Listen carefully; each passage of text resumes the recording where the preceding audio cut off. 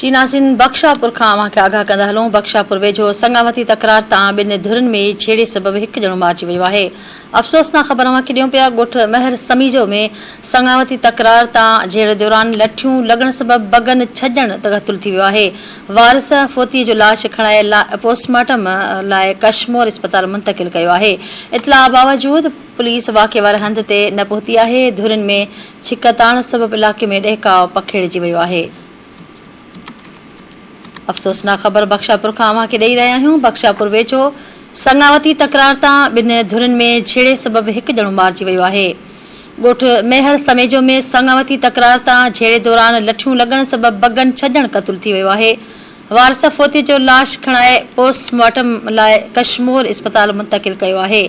इतला बावजूद पुलिस वाक़े वारे हंध न पहुती आहे।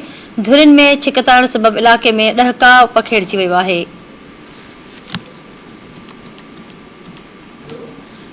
वाक़े आगाह कयूं पिया। बख्शापुर वेझो संगावती तकरार तां ॿिनि धुरनि में झेड़े जे करे हिकु ॼणो मारिजी वियो आहे।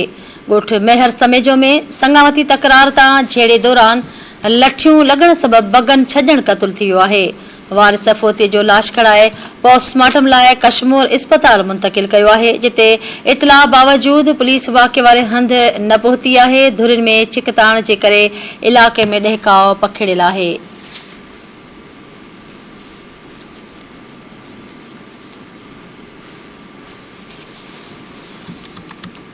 अवांखे बख्शापुर खां आगाह कयूं पिया। बख्शापुर वेझो संगावती तकरार तां ॿिनि धुरनि में झेड़े जे करे हिकु ॼणो मारिजी वियो आहे।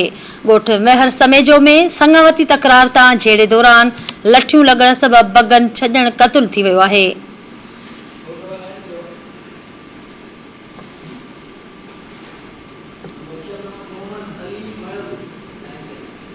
जी नाज़रीन, बख्शापुर खां धरती टीवी न्यूज़ जो रिपोर्टर मोहम्मद अली मढ़ल लाइन ते मौजूद है। जी मोहम्मद अली, आगाह कजो।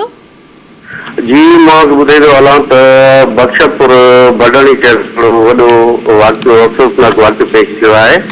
बडाणी थाणे जे अॿे ॻोठ मिरमो समेजो में संगावती तकरार सां झेड़ो लठियूं लॻण ते बगन पुट राणो 6 ॼण क़तल थी वियो। वारिस लाश थाणे ते खणाए आया। पुलिस मेडिकल ॾियण बाद पोस्टमार्टम लाइ लाश खे कश्मीर अस्पताल रवानो कराए छॾियो। जॾहिं त पुलिस सां राब्तो करण ते ॿुधायो वियो त 6 ॼण बिरादरी संगावती तकरार सां वाक़ियो पेश आयो आहे। जवाबदार घर खाली करे फरार थी विया आहिनि। जल्द जवाबदारनि खे गिरफ़्तार करे मथां केस दाख़िल कयो वेंदो।